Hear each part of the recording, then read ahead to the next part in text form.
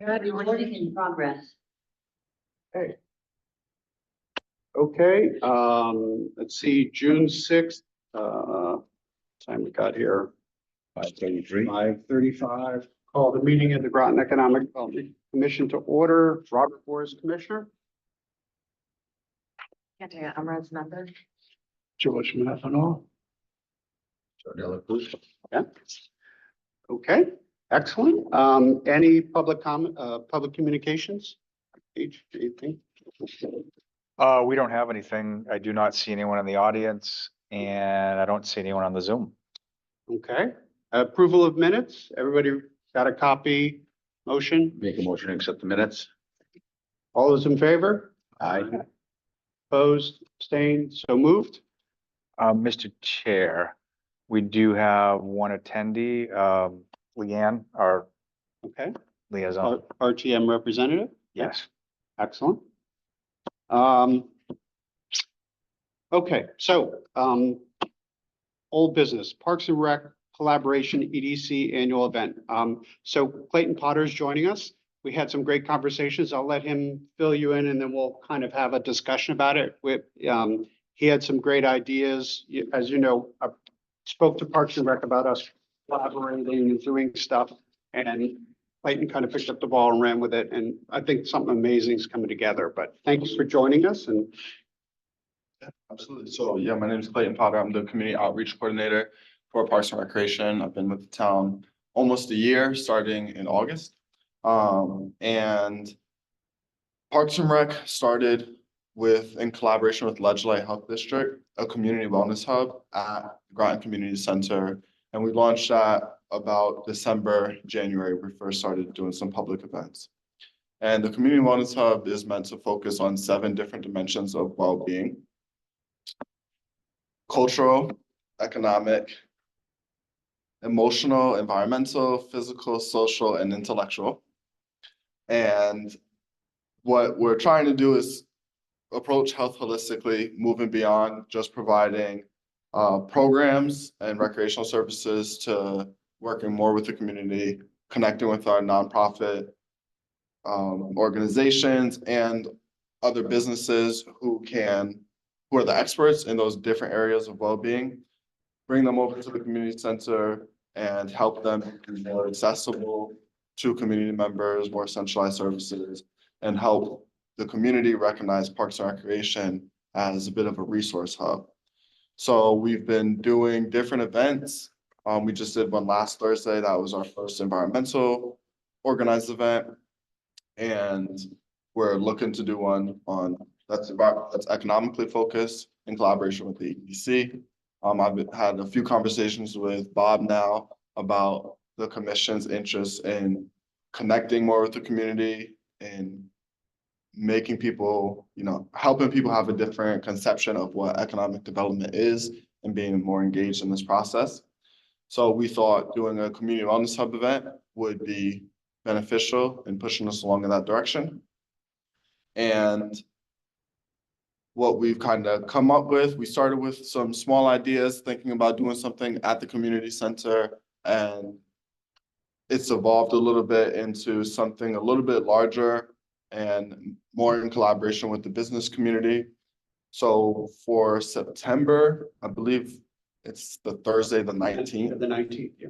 We're planning on doing an event at the Sub-Base Sports Museum, where we would have a couple featured guests from our business community as sort of the main speakers and main attraction that would aim to bring in additional members of our business community, local owners, folks who are here grounded in Groton, allow it to be a collaborative learning event and engagement opportunity.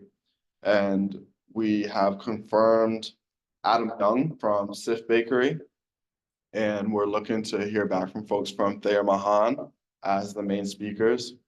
And we settled on those 2 businesses because they're in totally different sectors, but they got started right here in the community. Thayer Mahan has been around since pre-COVID and has grown exponentially as a business. Adam Young and Sift has done the same. Been able to expand into Niantic. Adam just opened up another business here in Mystic. And they're, leaders in their field. So we're kind of shaping the event so that they'll both be able to speak. We'll provide guided questions that allow them not to just tell their story, but to allow the community members who attend to make it a learning opportunity to, here's why you should hear what I have to say. So we're in the early stages of that. We kind of got these logistics settled over the last week or two. And, I'll be helping to lead the outreach and promotion from the Parks and Rec side because of the collaboration. This is something that, that we're invested in doing. Our last event, the environmental event, was for a partnership that we have between the town, Parks and Rec, Planning and Development, Sustainability and Resilience, GOSA, and public schools called Go Groton. I won't get into all of that now, but it's a large collaboration. So Parks and Rec is just happy to be working with all different groups from different sectors to service the community better. So that's kind of where we're at right now. Did I miss anything? Thank you very much. And just to follow up with that, so we are confirmed, Steve got us the room that we did the community conversations in. So we have the auditorium, the whole setup there. The 19th, Thursday, the 19th at 5:30, the Subcourse Museum. And I was hoping we could do this sort of annually, like acknowledge, Clayton came up with a lot of the ideas and kind of drove this. It's a great way for the EDC to have our annual event where we acknowledge local entrepreneurship and the community, like Clayton said, can ask questions, get engaged, and then we can let them know what we all do. So I'd like to open it up for questions and things that's, and other ideas for what we can do around the conversation. Hello. Leanne has quite, you have a question, Leanne? No, I keep losing the picture. I just wanted to know I was here. Thank you. She must not be seeing the picture of us, or? Yeah, I do, but then I lose you. Can you see us? I can see you. Now you're gone. Maybe I'll just listen. Yeah, I had a question. now, there you're gone. So when you're targeting people that are gonna show up to, what group, or are you looking for just everybody, or what's the outreach for people that you're looking for to attend this? I think for this event, we're focusing more on like local business owners and that's something I want to think more about with Bob, but we were kind of focused on the business community here.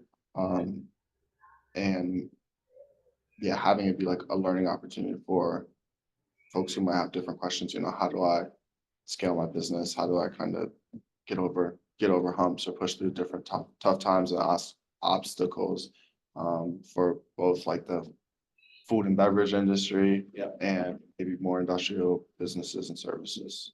So if we're talking to somebody, it's more geared towards someone that's in business or even management or something like that. And yes, I think this event, that's what we're looking to do. Yeah. There's room for other collaboration, of course, throughout the year doing different events.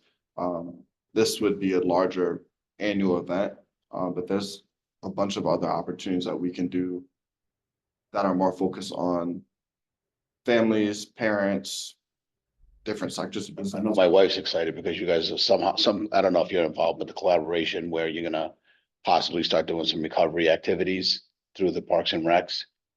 I don't know if you may not be in that discussion, maybe with Mark Barry or something, but I like how the tentacles are kind of going out in different directions. And this is, well, most people I think really don't put Park and Rec with business. I think it goes right hand in hand. Yeah. So I haven't been part of those conversations, but it's actually in my head and on a to-do list. So that's. well, you're gonna be hearing from my wife, are you sure? We're trying to create a recovery hub here, because a lot of people, their entire recovery is basically meetings and meetings only. And we're creating opportunities like karaoke and stuff like that, but we don't have the gyms and we don't have the fields. And so we're thinking if you guys stepped in and took over part of that, it just kind of takes pressure off us. But you, my wife will have your ear full, you won't need to hear it from me. Okay. Next. Yeah, I thought this was a great way to show the community. I mean, you have local business. SIFT is such a cool It is. brand, right? So people come to listen to like how they launched. Same thing with Dharmahan. I mean, it's a, it's like started in a garage basically in Mystic and is now, so, and we have a few months to promote it so we can I'd like to try to get the counselors there, anybody who has interest in this stuff, turn people out. If anybody has other ideas of what we can do for, setting up tables and other sort of information gathering and collection at that time, we should definitely. Where's it I gonna was be? wondering- I'm sorry. No, go ahead. Where is that gonna be, Bob? It's at the Submarine Force Museum. Oh, interesting. Yeah. Can I ask a question while I have your attention? I noticed in the notes from the last meeting that it said that you were talking with business owners in Mystic. Is that correct? Business owners in Mystic? Yes. Well, we Yeah, have our general business outreach, of course. But we have a special program this summer. Basically, we have a fellow as a part of our resiliency and sustainability program. And her role is to engage with businesses in Mystic. Now, it clearly deals with business assistance from a resiliency standpoint, but at the same time, we are partnering with them to do a better job in doing the outreach with Mystic businesses, getting to know who they are, what their issues are, opportunities, get their emails. So we're trying to piggyback on that initiative that's occurring this summer only. Did I and answer your question? yeah, what about downtown Groton? I think that falls under our general business outreach initiative, which we'll talk a little bit about today. But that downtown Groton is not a part of that resiliency sustainability focus. Mystic is mainly that effort. Well, you know how I feel about that, so I'll say no more. Thank you. Those are, I'm sorry to interrupt. Those aren't the actions of the EDC. That's because there's a town employee that's gonna be here for a summer internship. It's not something that we're doing as a body. No, I understand that. Thank you. Okay. So can I ask, how are you going to do the marketing of this? So we do a lot of outreach through our social media channels, Facebook, Instagram. I update the monitors that Parks and Rec has access to around town. We have a monthly newsletter.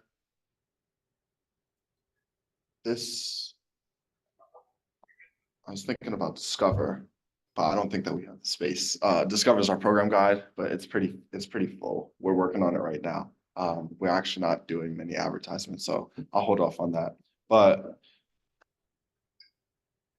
in addition to those, we work with the Day pretty closely, with Kim from the Day, and yeah, I think those are most of the channels that I use. I feel like I'm missing something, but yeah, we're always looking for different ways. I do flyering around the community, putting up actual posters and having the conversations with different partners to let them know, hey, we have this going on, and if you can promote this within your network, we'd appreciate that. So really just making those connections and getting the word out there as much as possible. So may I suggest, why don't you, since you have SIFT, reach out to the Mystic Chamber Mm-hmm. and utilize their database, because you're promoting SIFT simultaneously, and Bruce would be thrilled about that. Yeah, Bruce is very supportive and helps to circulate our like promotional materials, and we're a member with the. And Chamber. while you are marketing this event, you also put the Mystic Chambers logo on it, so it is a dual promote. If you're going to do it as an annual thing, it's a dual event that the Mystic Chamber and Groton Parks and Recs were to do every year.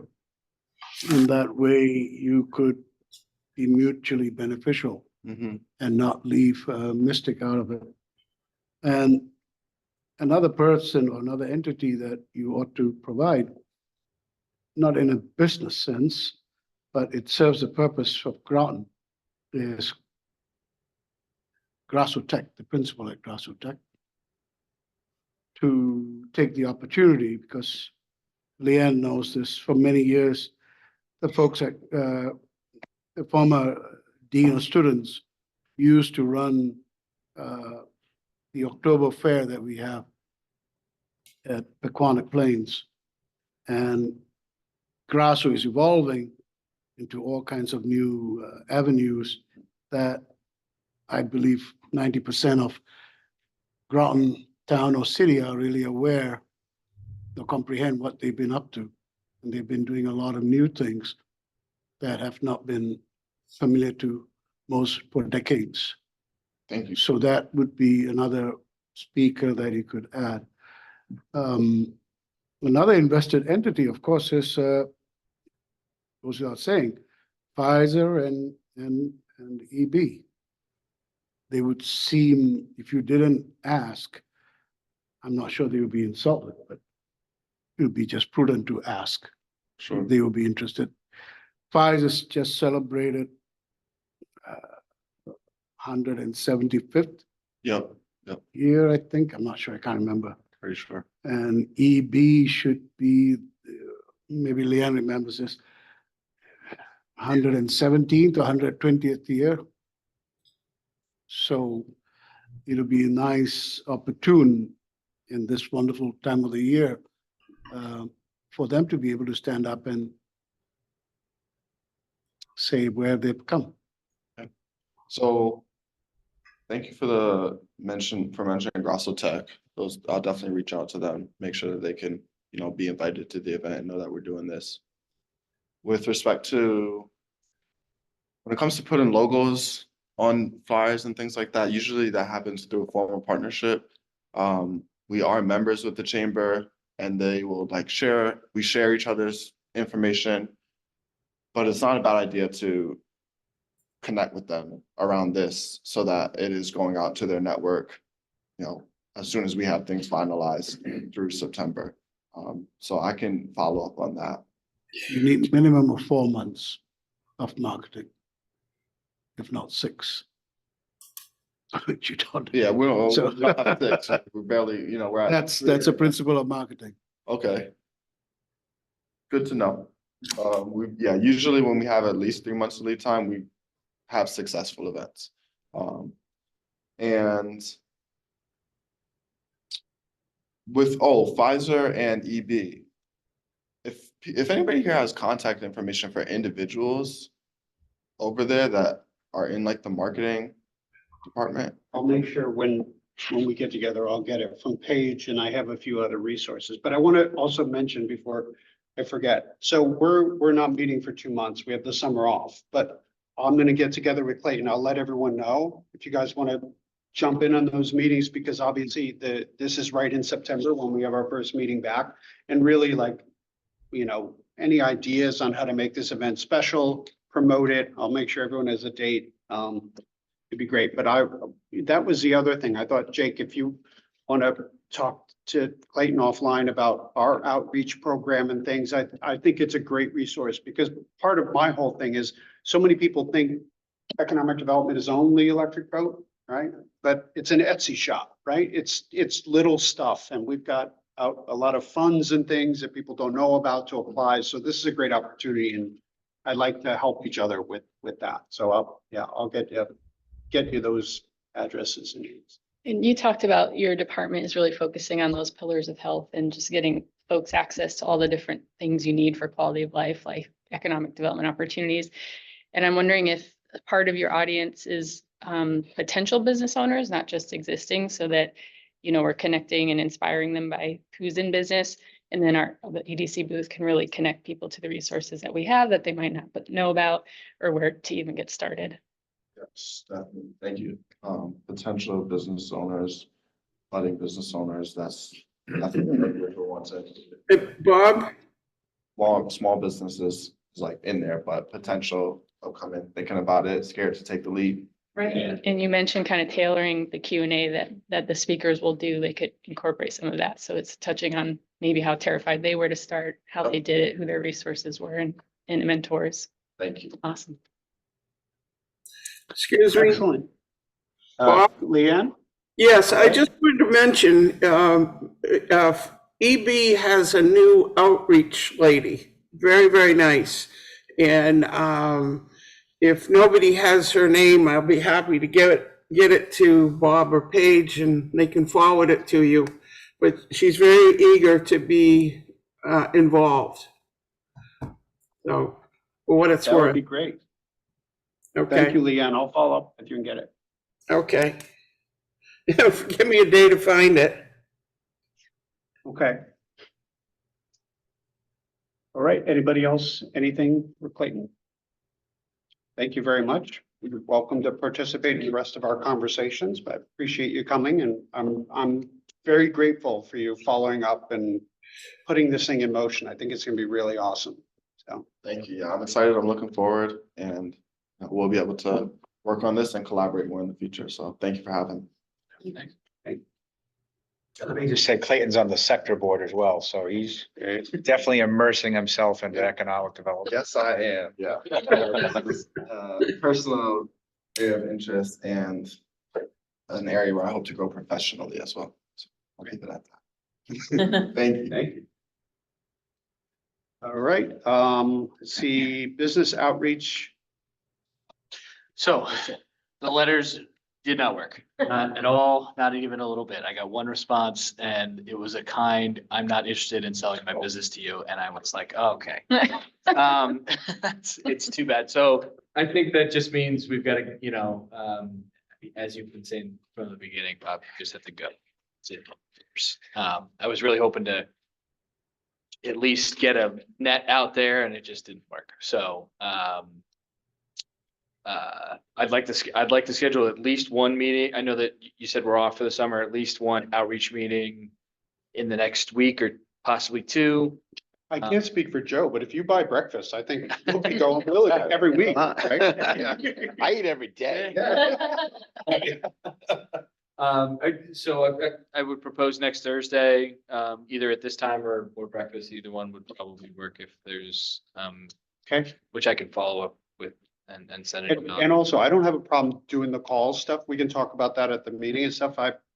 If I have a punch list, I just can call, and I've had a little more Yeah, success, but it's hard. yeah. So I think at this point, it's gonna be, I'm gonna be assigning you companies and just, if I'll give you 10, if you hit 3, great. I think we gotta start building, because it is difficult to sort of pierce that veil. So those are my two things. The letters didn't work, and I'd like to have a outreach meeting next Thursday. Cool. Can I ask another question? Yes, Yeah. Leanne? Did the follow-up on the handout ever get finished that we were gonna have if you're talking to a business? You remember it was being worked on, designed, and your very capable assistant was making it happen? Paige? We have something. I'm trying to put a visual on it right now. I can't think of it, but yes, we've actually developed much material over the years. But the latest one I think you're referring to was finalized. So we have materials. I think the largest challenge, though, having tried this for years, we needed to get out there. We need to just get out there. Oh. And it's been tough Hey, for commission. I'm interrupting you because I just want to, I understand completely. This was for us, if we're talking to a business to have something to give it to them, not giving you another job. I apologize if I didn't say it. Understand. Right, right. We have plenty of materials that EDC members can hand to businesses, including their own business cards. So I think we have plenty of materials to have that introduction between EDC members and the business community. Thank you. Leanne, I think something that'll help us too is, so say like this event in September, you know, in August, we're gonna be able to say you should come to this, you know, and we can maybe have some flyers for that. So I'll try to keep on top of that to hand something physical. I understand that there's it, one, helps you talk to them about it, two, helps them remember what happened. So I get the sort of importance of that function, and I'll do my best to stay on top of what we can be providing these guys. Cool. So, before we move on, Jacob, thank you for going. Paige said you went to the, beach. You want to speak about, your experience in front of the masses? Yeah, I thought I was an excellent public communicator. Turns out, I'm not. So, I did great. I did an okay job, but I think, I may have come across a little too, well, I told them essentially that I did some more research after we had our meeting. There's only one restaurant in town that's BYOB that's even open after 10 o'clock. And it's Fantasia right next to the Groton Y.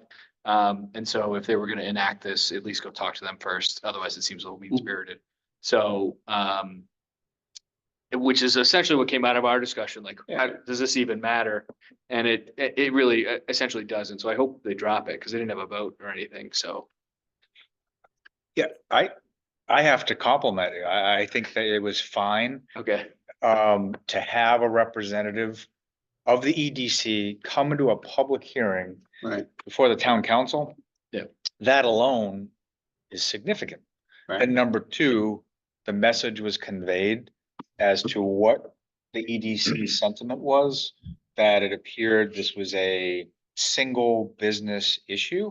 Therefore, why do we need to actually change the ordinance due to one bad apple? That message was conveyed. On top of it, you made a real compelling argument that there aren't many that would be impacted by this. So Yeah. I thought it came across fine. Okay, great. Thanks. Yeah, that's the message I was trying to convey. So hopefully, yeah. And I asked them to keep asking us for advice, and it'll force us to do some more outreach, especially on a specific issue. So. Excellent. Yeah, it's Thanks, Mitch. super important. The, high profile and awesome. I think the unanimous vote too had something to do with it. Yeah. So when we do send information back, that it comes with a vote and then to have somebody on top show up was great. Okay, new business. So there's a typo here. The Community Investment Fund coordination with the city EDC. That's a great idea, not for this agenda. We haven't done any work on it, so we're just gonna pass that one. EDC additional roles, TIF. I'll hand it to our expert. I think we're gonna get a lesson. All right, this should only take 5 hours tonight. Can you show us your TIF tattoo first? I know you've been dealing with TIF long enough. Do you have one? No? I think simply the purpose of this is to tee up and put on the EDC's short-term radar that, all right, we meet every month, most months. We talk about some things, but there are certain decision-making roles that the EDC does have. So I want to make sure you're aware of the Economic Assistance Fund. That's one of them. And the other one is you're the Tax Increment Financing Committee. That's an official role, a decision-making role. Lauren Post had sent out a separate email to you all that basically talked about these two programs. There were 3 files. One was the Economic Assistance Fund guidelines document, and I actually made you paper copies. I figured you wouldn't have printed them out. We're not gonna walk through all of these. I just want you to have them in your possession. And George is really familiar with Economic Assistance Fund. He's been involved in that committee for a long time. The other one is the tax increment financing policy. And you have a copy of that. It took Groton some time to put this together. And it actually was initially voted on in 2018 and it was amended in 2020. And I did not provide you a copy of this, but this is in your email. This is the downtown Groton tax increment financing plan, master plan. It's quite thick and we're not going to touch this, but you have a copy of it. So when we talk about TIF in this policy, the policy really is town-wide. Each geographic area that we focus on, where we're going to approve TIF or work with TIF, it'll have its own master plan. This happens to be the one for downtown. And you can, when you don't sleep at night, you want something to put you to sleep, you can read this document and it goes into significant detail. I guess while I'm on the topic of TIF, I'll just start with that one. A lot of communities in Connecticut and actually nationwide, they will have a TIF program for one project. Let's pick on, I don't know, we'll pick on a state, large state. Let's say like Texas or Florida or something. A community will have a property with a couple 100 acres and they might apply a TIF project and it's kind of one and done. So they build this plane as they're flying and they deal with this one specific project. We did not want to do that in Groton. First of all, we realized that we probably will have a few different areas. We'll have downtown, actually at one time, Center Groton. There's a property there that we envisioned there was going to be a mixed use development. It might come back in the future. We also envisioned Thames Street. And we also have a master plan between the town and the city for Thames Street. There might be more. So it was really important we had this policy in place. Basically, what are the rules for engagement before we actually deal with any one specific project? And so that's what this policy is. It takes state law. It uniquely crafts our TIF policy, what it is we would like to support for a project that includes a redevelopment project. What sort of purpose do we have? What sort of public benefits would we like to see? And then what's really important, if you want to read up, is basically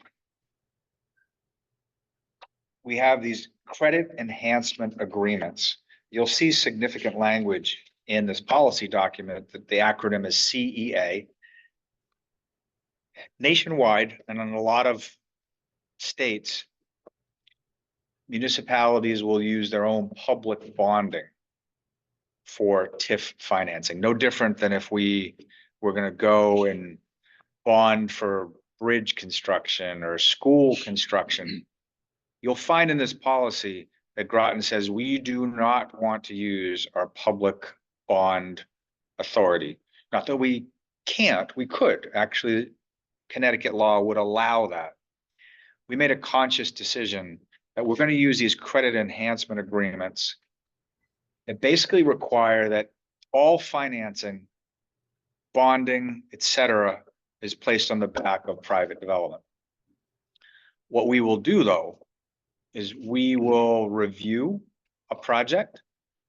We will decide if we think it's a good project, what components of that project we find to be worthwhile. And if we want to, we will enter into some agreement with the developer for a fraction of a reimbursement. So a developer might come and say, I'm gonna do a project worth X million. And some fraction of that is gonna deal with roads, sidewalks, sewer, water. I'm gonna fix the environmental issues, on and on and on. We'll say, okay, we're willing to actually credit you back some of your future investment once it's done, up to a certain limit for a certain period of time. 10 years, 20 years, 30 years, but we won't give you anything if you don't build the project. And it has nothing to do with current taxes. It's the increment above the current taxes. I'm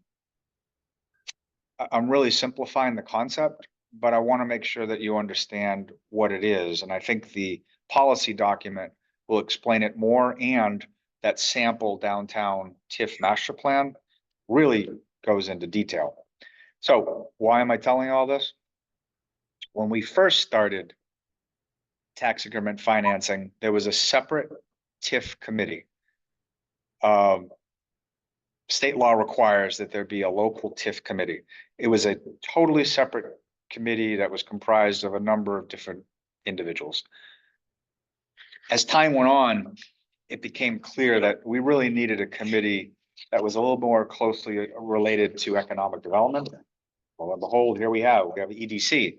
So you actually find on page 3 of the policy document, page 3, section 3, process for drafting, reviewing, and approving a TIF district master plan.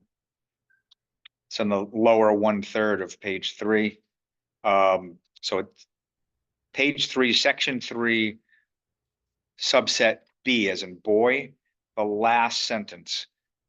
The TIF advisory committee will be the Town of Groton Economic Development Commission. So we don't have a project yet. Someday we might. And I think it's important.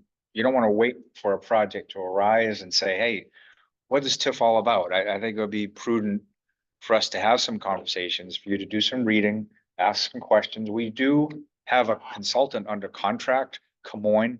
They're basically almost like an owner's rep to some degree, representing us with the TIF program. If we get to a certain point and you would like that consultant to come before you, answer questions, give a presentation, we can arrange that. But I wanted to put in your hands the materials that we have to date. Do we have any projects that's done this in the past or? In Groton? Yeah. No. Okay. No, ironically though, the project that kicked this off, why we were interested in TIF did not happen. That's at the corner of 117 and 184, behind the former Tim Hortons. It's a big, flat, vacant piece of property. It's owned by Reedco. They were the ones that said, hey, we're interested in TIF, and that kind of jump-started our interests.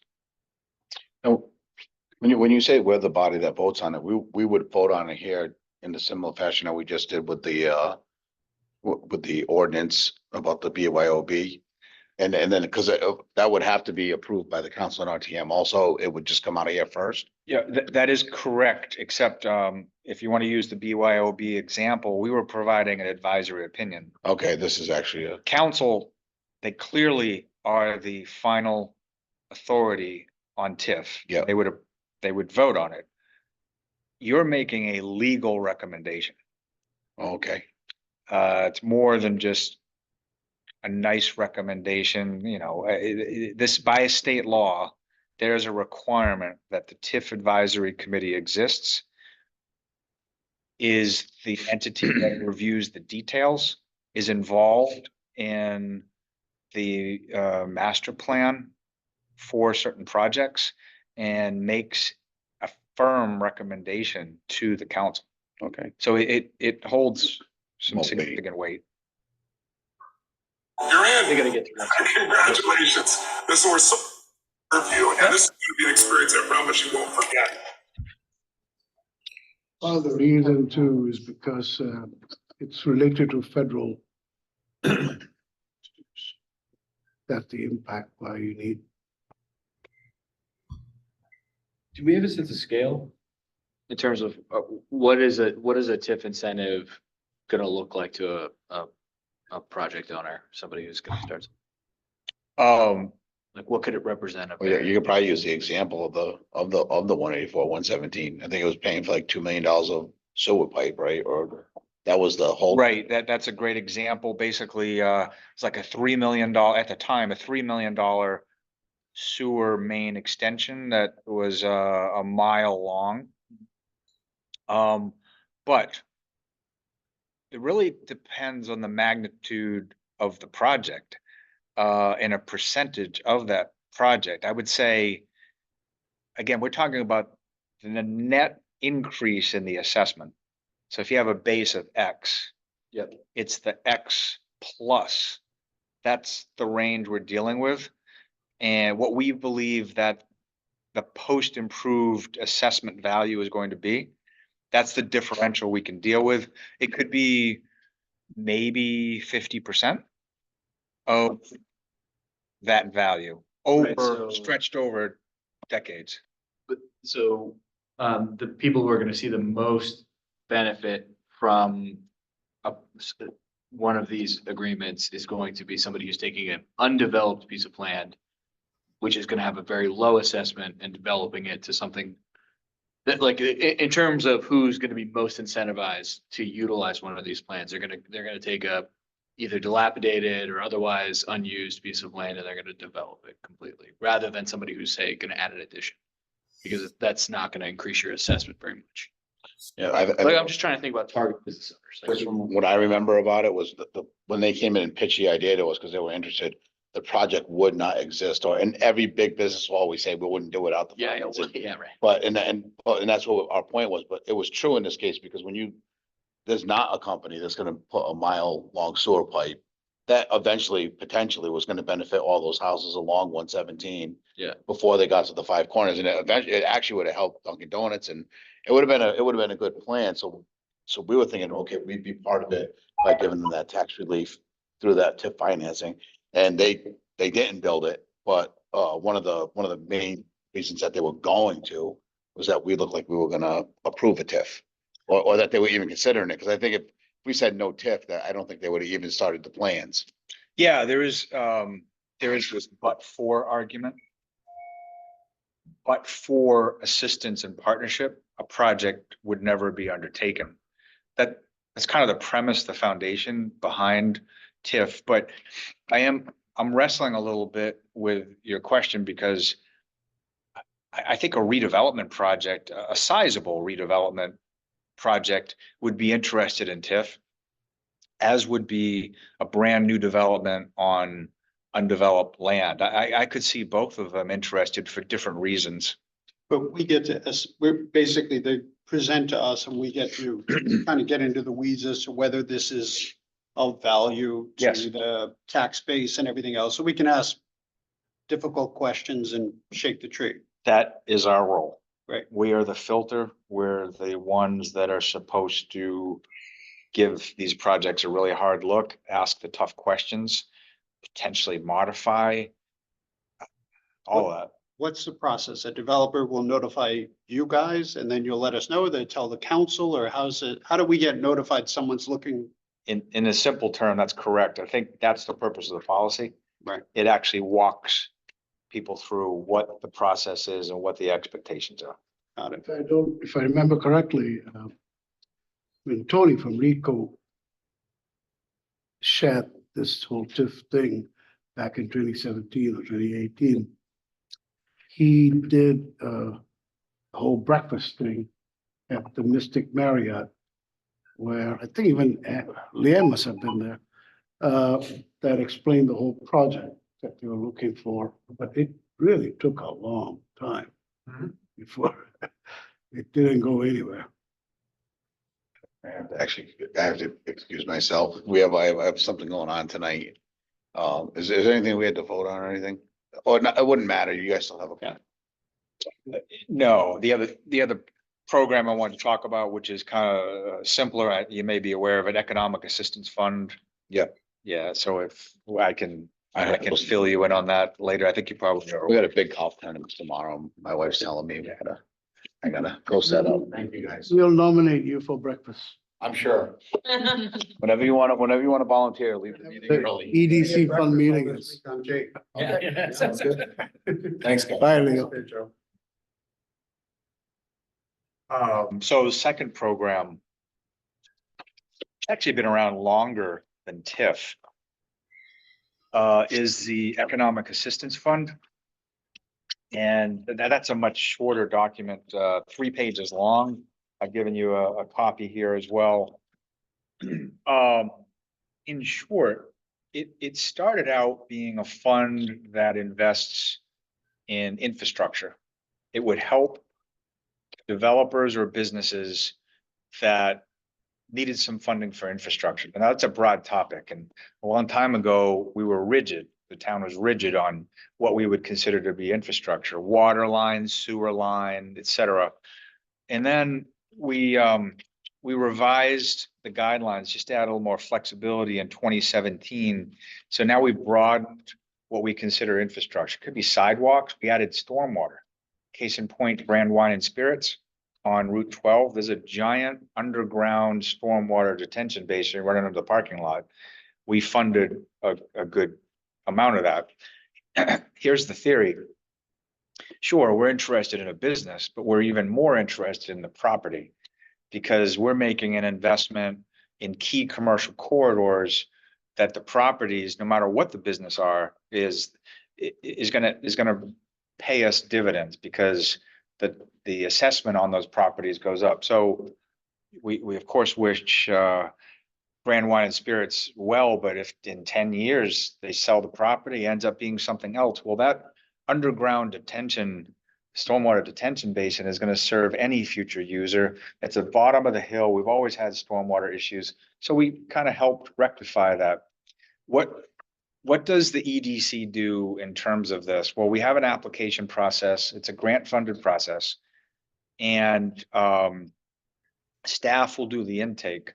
And once we believe that there's a project that has some merit, we convene basically the subcommittee of the EDC that deals with the Economic Assistance Fund. As I said before, George has been involved in that for a long time. We need to reappoint some members, but the subcommittee will review the application. They'll ask some hard questions. Sometimes they want to drill down and say, well, we're interested in this component, but not that component, or hey, let's add a little bit over here. When it gets in a better form, it comes before the EDC for a full vote. And assuming it's a positive recommendation, it then goes to the council and they actually make the actual award. And then the staff works with the applicant to ensure that everything gets taken care of. I want to reaffirm that this is a reimbursement program. And I've had a lot of people ask me about risk, well, how do you know you're going to get what you're going to get? Well, if they don't actually do what they said, and if they don't provide us the documentation that they paid for that exact work, they don't get a reimbursement. That's basically our insurance policy. We've had a pretty good success rate. And at the moment, I think, don't quote me, but I think we probably have 150,000, maybe closer to 200,000. The lowest award we've ever given might be 10 grand. The most was a little over 150,000.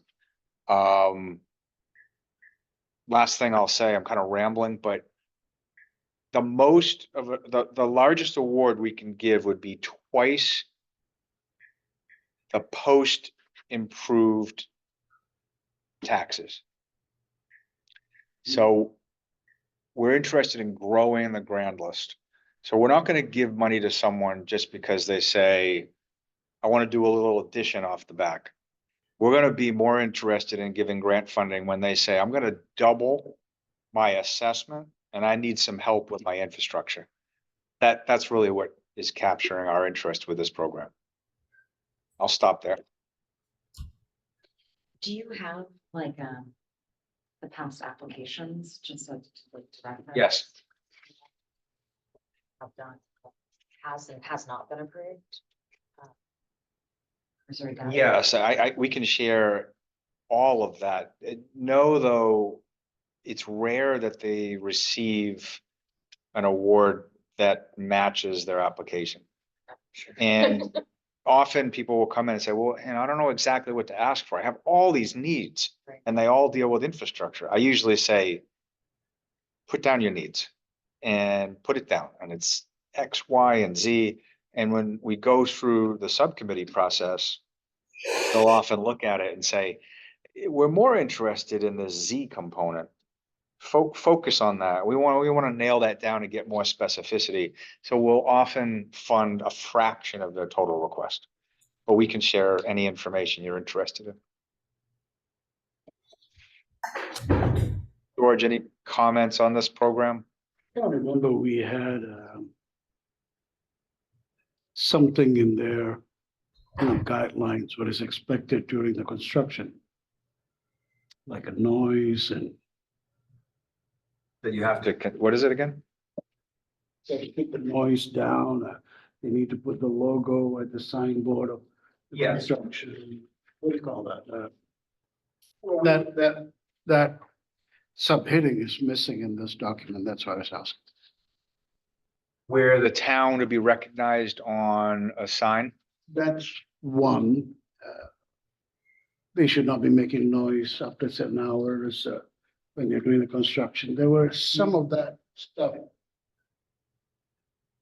There's the administration of the program, and then there's the guidelines. So I'll start with the signage. We started putting that in our final administrative requirement. That a recipient should recognize the town's economic assistance fund on a sign. And we may have some other language that kind of gets, you need to do your construction in an appropriate way, but I don't know, I know that we did not incorporate those in the That's what I guidelines. was asking about whether Yeah. maybe that is some things that the other commissioners should know so that at least when you meet these people, whoever they are, it could be raised as well. When's the last time you got one of these? Jeez. It's been a while, I've been thinking a lot about COVID, and I still think we have a COVID hangover. Are we gonna move some of the COVID money in there? No, The last time we talked about it. no. Oh. The applicant comes in and presents to us, or is it just paperwork? Paperwork, they can come in and present to the subcommittee. Okay. That's where there's more of a back and forth. I mean, if the EDC required them to come, that's, we could do that as well. But George, back to your question, we haven't had a request, or maybe it was your question. We haven't had a request for a few years now. We had allocated some money to the Groton Heights project with Thayer Mahan, but that project did not advance.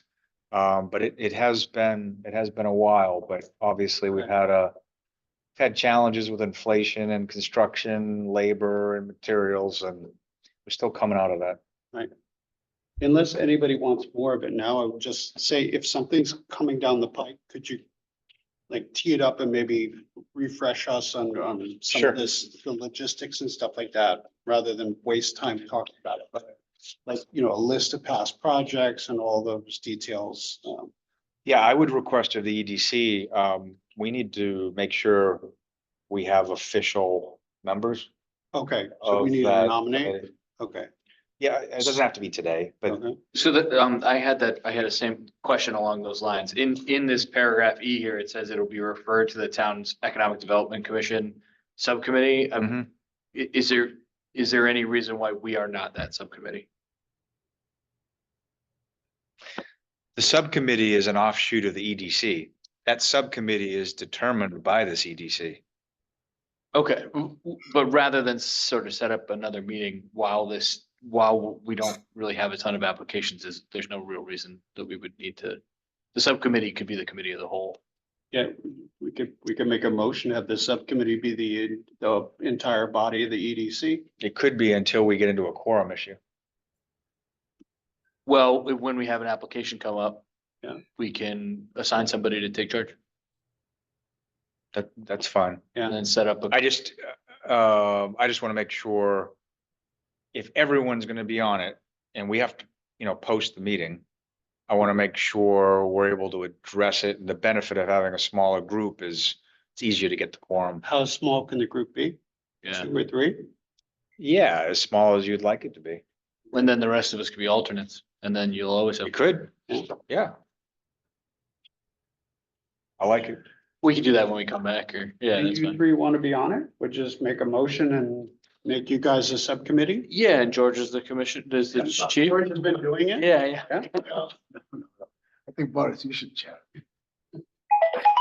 I've shared you now. You have experience on this one. You've got more properties than me. Yeah. So it's more worthwhile that you, I'll be glad to be here. Okay, great. Yeah. Okay, so should we do that or, It's fine. all right, Yeah, whatever we're gonna do, we should make it official. okay. Motion to, Motion to establish the Economic Assistance Fund Subcommittee, consisting of Pantea, myself, and George, perfect. with Pantea as the chair, just sneak that in. I need a second, though. Second, Yeah, all right. all those in favor? Aye.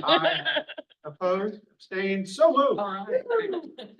We should have done that to Joe. I know, I should have got Joe.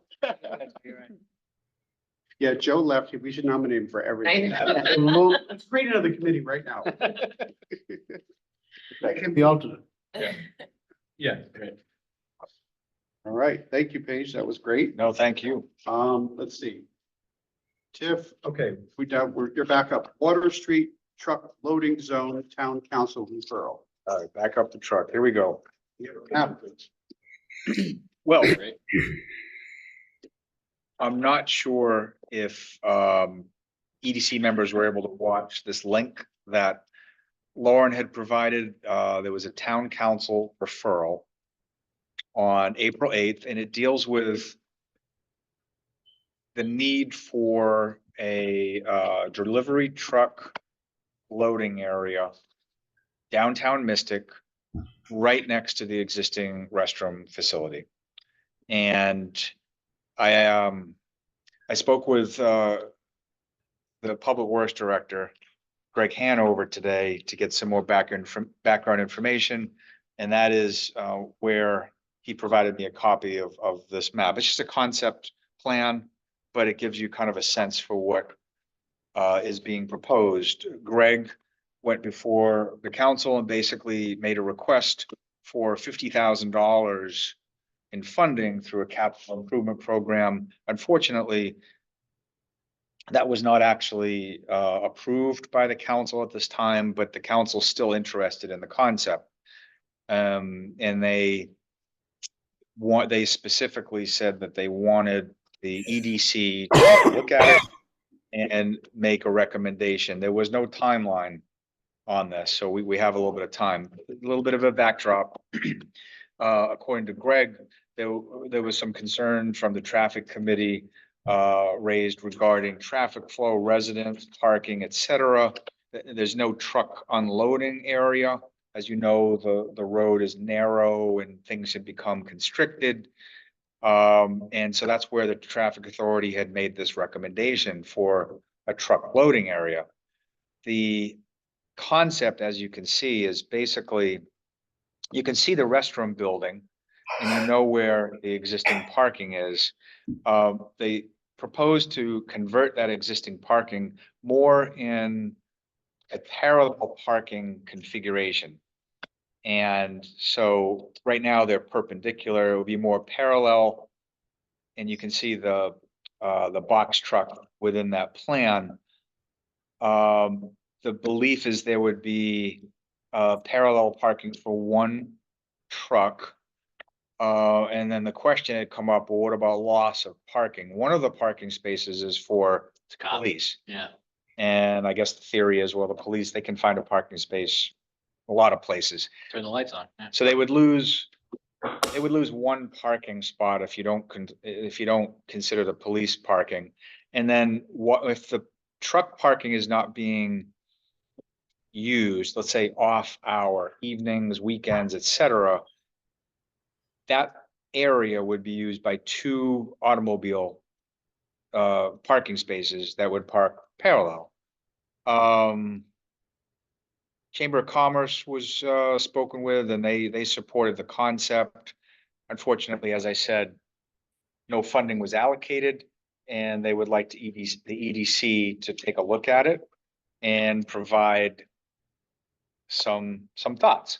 I was thinking at first that we were under the gun, summer is here, basically, and we needed to get something done quickly, but that's not the case. According to Greg, nothing will happen until the next fiscal year because there is no funding. It's not grant funded, it's locally funded. So we have some time. I would suggest, I'm here to answer any questions, although it's not my project per se. I would suggest that we take advantage of the summer and observe what we think of that area. What do you see? Can you envision that this is a decent concept? Maybe speak with some businesses and see what they believe, and then formulate a recommendation in the fall and provide that to the council. That would be my recommendation. Just, has anyone spoken to the police about losing their spot?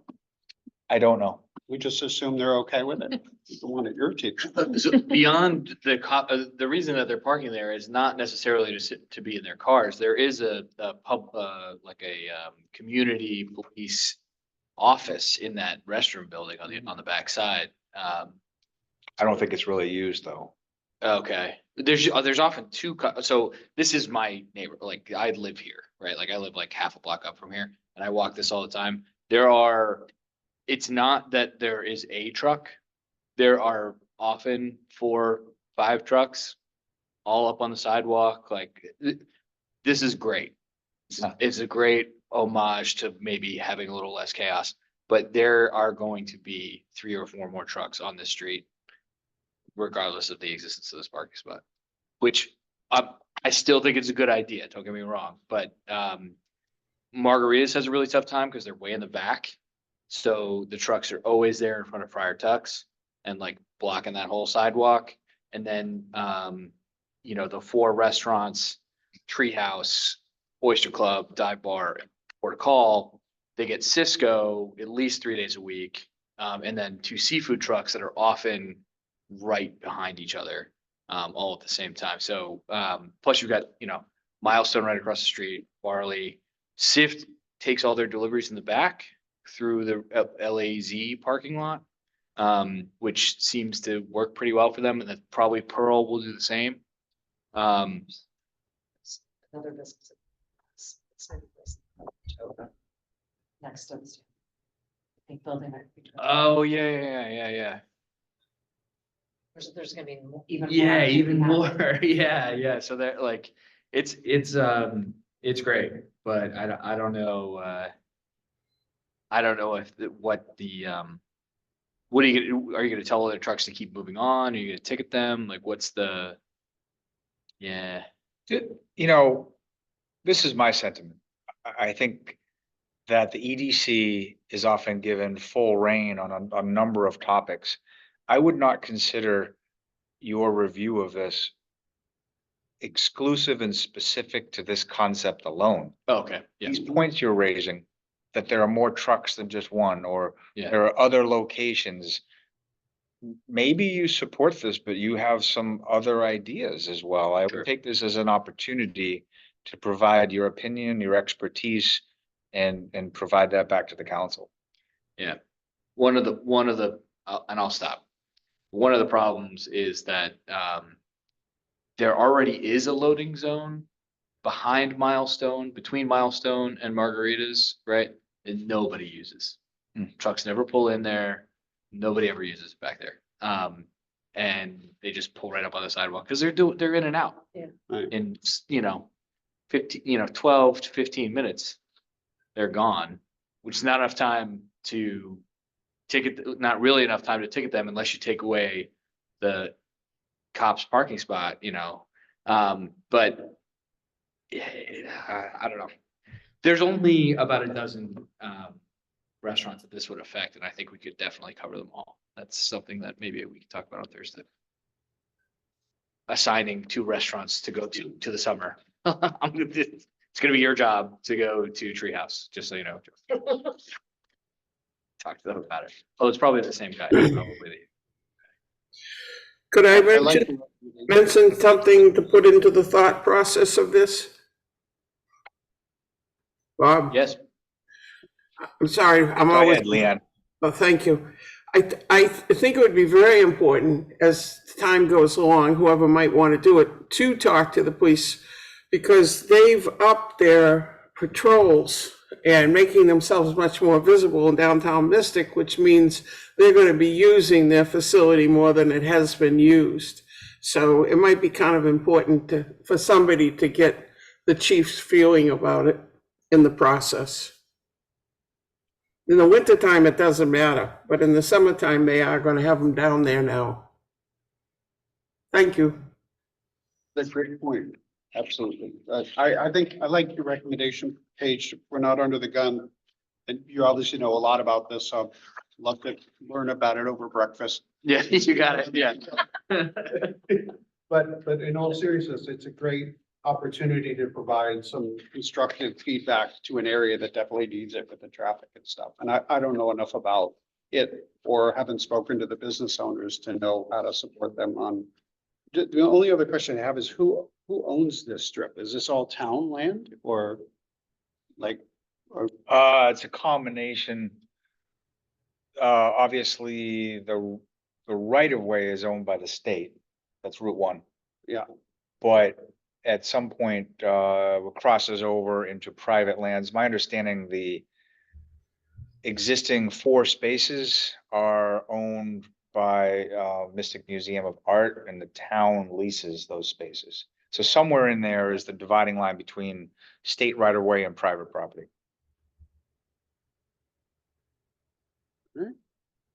anybody, any questions? All right, thank you, Paige. All right, chair report, not much, we've covered all of it. Like I said, Clayton's awesome, really great guy. His office gave me all the other list of the events for us to do pop-up stuff as well. So, we should look at that if anybody wants to do more of that. Also, I went to, Anthony came down and we were at the public library and they presented. They do a great job, and I told Paige I feel bad about it because at every other meeting, they're there to talk about marketing the state, and I hit them with sharing tax revenue locally. And I try to tell them the reason that I'm doing that is because you have a lot of resistance to people, rightly so, about traffic and the impact to them. And if they're not stakeholders and seeing how money's coming back to the local community it provides. So they were very patient with me and they listened to my presentation about it. I think it sort of registered a why I'm bringing it up. We've been having that argument for 10+ years. I don't know that it's going to change anything, but honestly, I feel like, and if anybody has other input on it, I think that that's going to be important to get people, the local community to support business expansion and other stuff like that. If they're not participating in it, I hear plenty of people, I don't want one more car. So that was a good discussion. It followed. Point, I'm glad you do that, because there was nobody else in that position before in the state. So even though it's more than 15 years of asking, but 17 years of asking.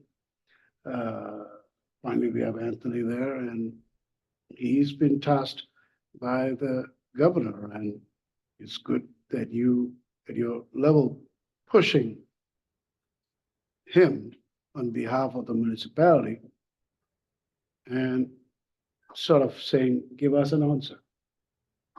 Give us an answer. Let us know before end of this fiscal year I think what came out of that discussion was, so they have funding and they were Yes. pushing that they need more funding to promote tourism. And there's just a disconnect, sort of that's what they do. And then this other area about revenue sharing is a different department. And I kind of said, well, if you can communicate with us to who we need to talk to about that part, we can help you with the other part. So we did talk about a little bit of a count, like logistics from up there, but I said, let us know the individual representatives or who we need to talk to in Hartford to kind of push that issue, because it's just, It's his office, that's it. Yeah. That's it. And the governor, of course. There's no more DAS, so it's DECD and within the ECD that has been apportioned firmly that under his office.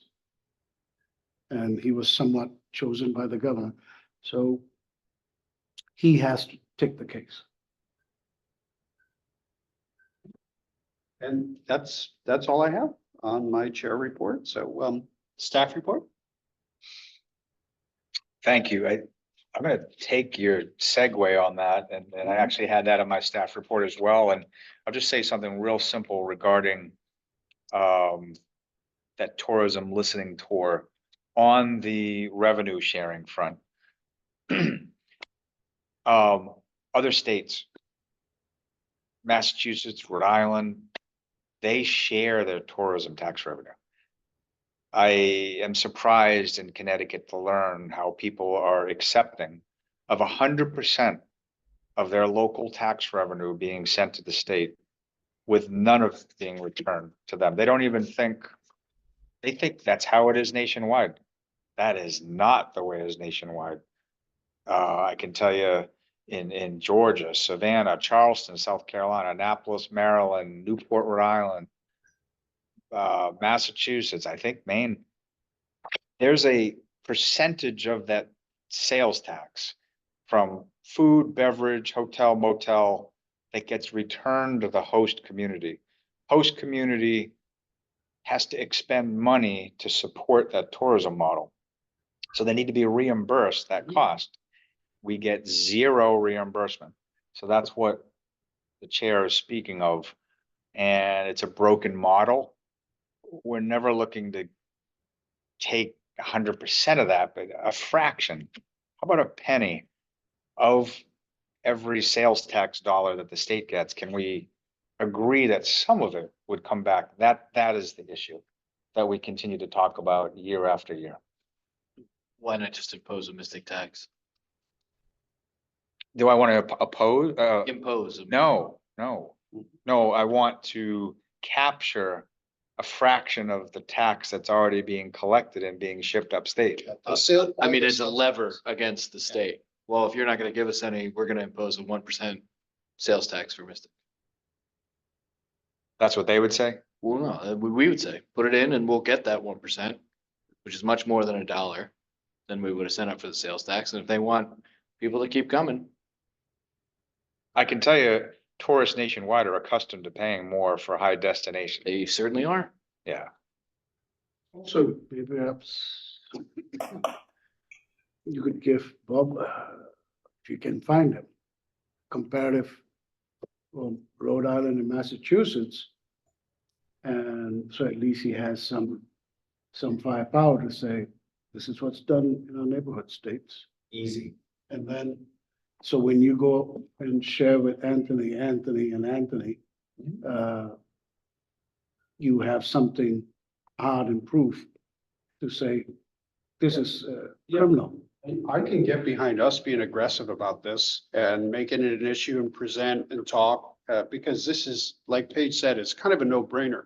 And honestly speaking, as supportive as I am of the business community, residents have a good, legitimate, claim here to say, we need to be stakeholders in some way to this prosperity. Otherwise, that's what I try to point out to them. I mean, you can get $10 more million to promote tourism, but you're not, the Mystic community isn't benefiting from that. If anything, it's like, I don't want more, so we need to create, yeah. So anyway, long story short, I'm supportive of we want to work together and figure out a way to do that, we can, you know, really bang some bells on it. I think it's a really worthy point to make. Anthony's a nice guy too. Yeah. So I think he's learning the ropes, and so he's a nice guy, and just give him the ammunition that he needs by giving Quonset Point, Rhode Island, whatever. That date is easy. Yeah. Okay, just moving along, we've had a standing item in the reports dealing with the community challenge grant. I will not go through all those details, but we're into the project administrative phase at this point, and it takes a lot of time.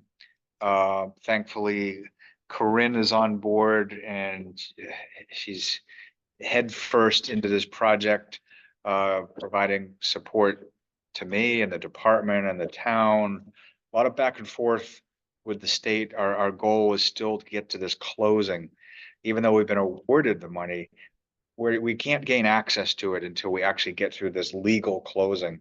Our town attorney's involved, Groton Housing Authority attorneys involved, state's DECD attorneys involved. It's kind of a big deal, which we're looking to get over that hump.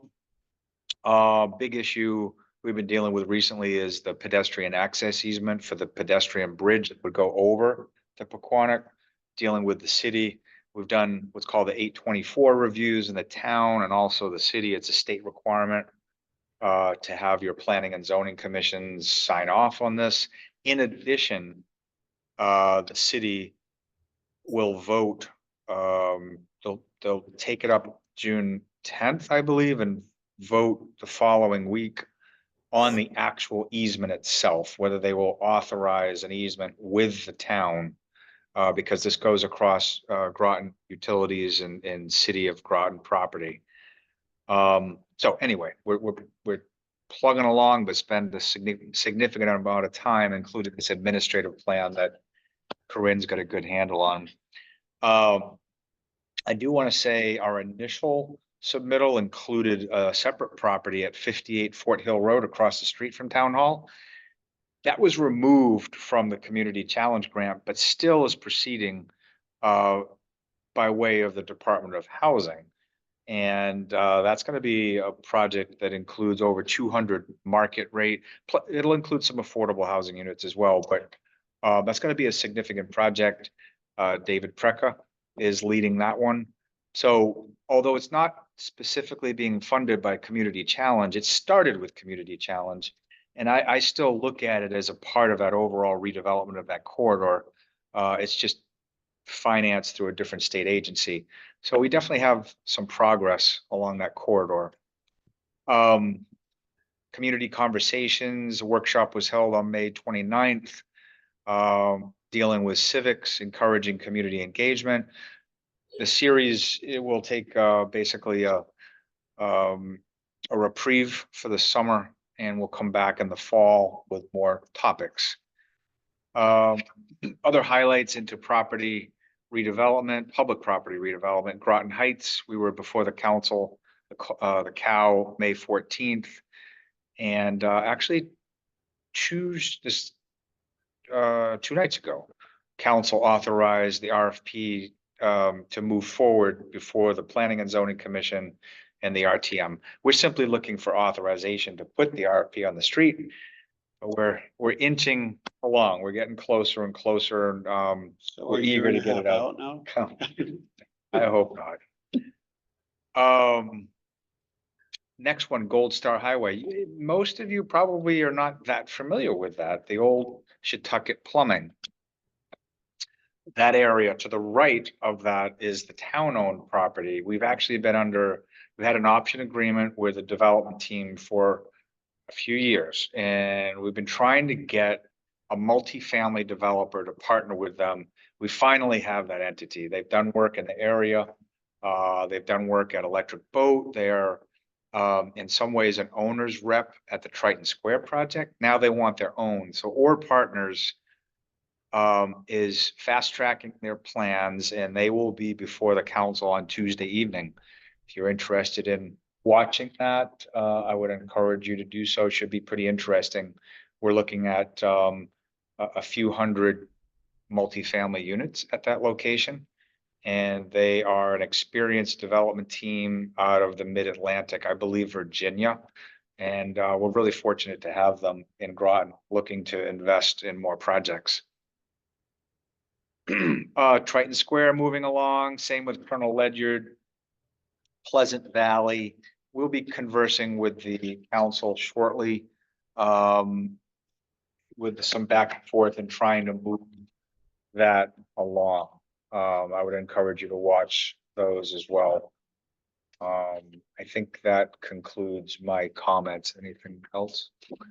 Perfect. One other thing I just want to throw in, we did have, I was on the, as chair of the EDC, I was on the selection committee for the POCD contractor. So that went great. And one thing that came out of it was a discussion between all three commissions. So it was us, the Conservation Commission, and the Planning and Zoning Commission.